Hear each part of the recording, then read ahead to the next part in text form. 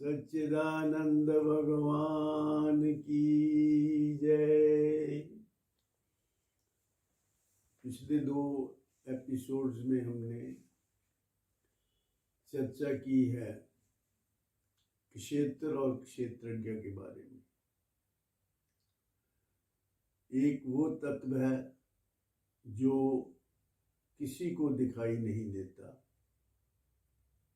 और उसको हम देखने वाला कह सकते हैं। वो तत्व देखने वाला है, दिखाई देने वाला नहीं है। और दूसरा तत्व है जो दिखाई देता है लेकिन वो देख नहीं सकता। जैसे अब मैं बैठा हूं यहाँ, मैं उस दीवार को देख रहा हूं लेकिन दीवार मुझे नहीं देख रही। दुनिया की कोई भी वस्तु मुझे नहीं देख सकती। जो दृश्य है वो दृष्टा को नहीं देख सकता, दृष्टा दृश्य को देखता है। इसीलिए वो दृष्टा कहलाता है, क्योंकि वो दृश्य को देखता है। और वो दृश्य जो है वो उसमें देखने की वो नहीं है, उसमें देखने वाली शक्ति नहीं है, वो देख नहीं सकता। तो एक हुआ दृश्य और एक हुआ दृष्टा। सारे यूनिवर्स को हम ऐसे 2 भाग में बांट सकते हैं। और दूसरी बात यह है कि जो दृष्टा है वो कभी दृश्य नहीं हो सकता और जो दृश्य है वो कभी दृष्टा नहीं हो सकता। एक्सचेंजेबल नहीं है, इनकी पोजीशन बदली नहीं जा सकती। दृश्य दृश्य ही रहता है और दृष्टा दृष्टा ही रहता है। दृष्टा दृश्य न होता है, दृश्य न दृष्टा होए। दृष्टा ने जब आपको दृश्य रूप से जोए, दृश्य रूप से जोए, इसी से भयो कुचैनी। माना निज को शैव शाक्त वैष्णव व जैनी। कह गिरधर कबीराय सहे नाना विधि कष्टा। भ्रांति कूप के माही पड़ो जिस दिन से दृष्टा। हम जो हैं वो हम एक्चुअली दृश्य और दृष्टा दोनों का कॉम्बिनेशन है। हमारा एक जो भाग है वो तो है दृश्य और एक है दृष्टा। हम 2 का जोड़ा है। इस दृष्टा और दृश्य को हम शरीर और आत्मा भी कह सकते हैं और है भी ऐसे। हम जो दिखाई देता है वो हमारा शरीर है, वो दृश्य है। और जो इसको जानता है, देखता है या जानता है, एक ही बात है। देख कर जाना ही तो जाता है।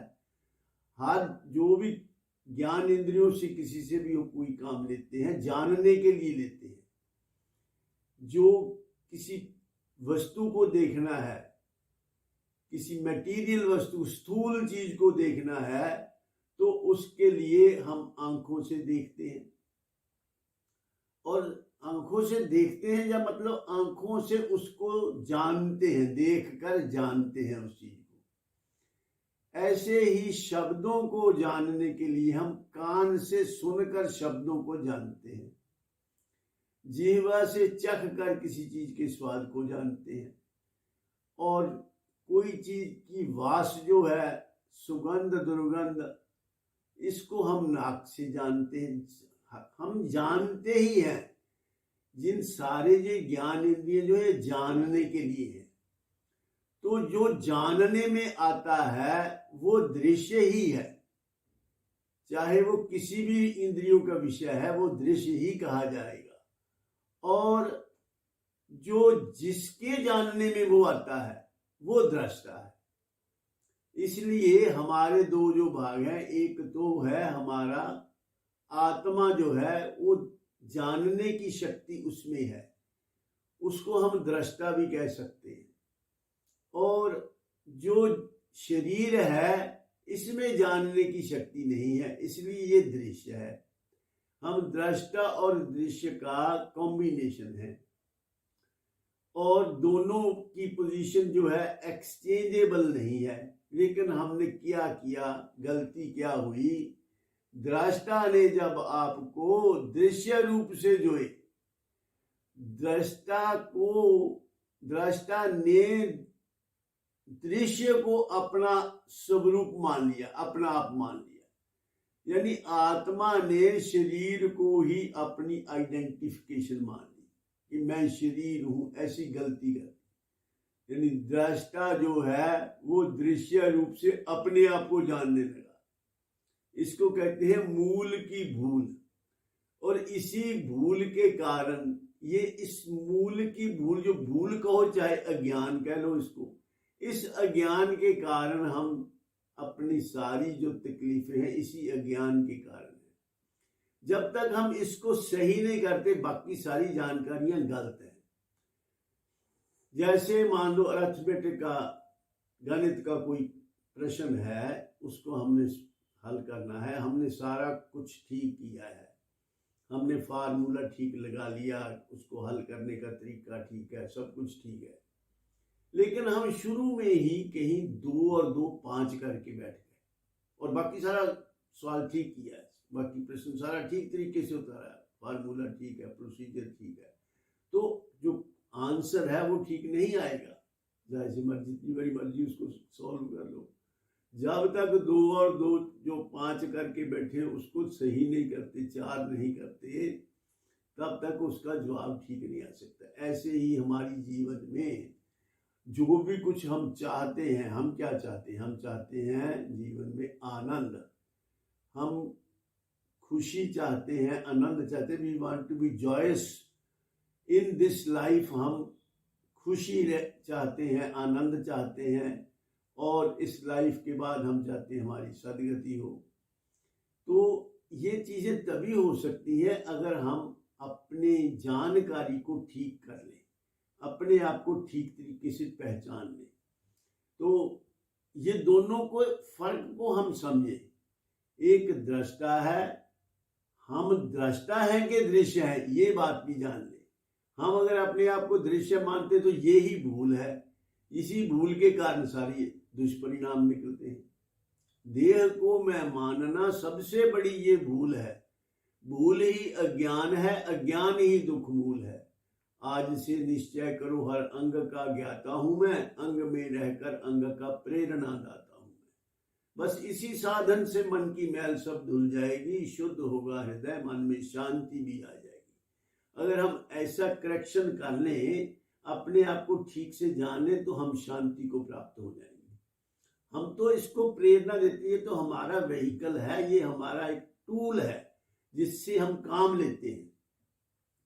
तो ये है दृष्टा का दृश्य, जो शरीर जो है दृष्टा के लिए ये टूल का काम लेता है। इन दोनों का फर्क को अच्छी तरह समझे। जो दृष्टा है वो देखता है, वो दिखाई नहीं देता, और जो दृश्य है वो दिखाई देता है, देखता नहीं है। और दूसरी बात, दृष्टा जो है वो एक ही है, मुझ में, तुझ में और सब में ही एक ही दृष्टा है। तो अलग अलग दृष्टा नहीं, दृष्टा बहुत सारे नहीं है, दृष्टा एक ही है, अलग अलग शरीरों में उसका वास है। जैसे बिजली जो है वो तार में जो बिजली है वो उससे बल्ब भी जलता है, उससे ट्यूब भी जलती है, उससे फ्रिज भी चलता है, और उससे हीटर भी चलता है। जो साधन जिस भी साधन में जो जाती है, जिस भी इक्विपमेंट में वो जाती है, वैसा वैसा काम करती है। ऐसे ही ये जो शरीर हैं अलग अलग, ये इक्विपमेंट्स तो अलग अलग हैं, लेकिन उनमें जो शक्ति है, जो उनमें जो दृष्टा जिसको हम कहते हैं, वो सब में एक ही है। शरीर अलग अलग है, इसलिए दृश्य में भी एनी नंबर, दृश्य बहुत है, लेकिन दृष्टा सब में एक ही है। इसीलिए मुझ में, तुझ में और सब में एक ही भगवान है। क्रोध फिर करता किसी पर क्यों, अरे नादान है।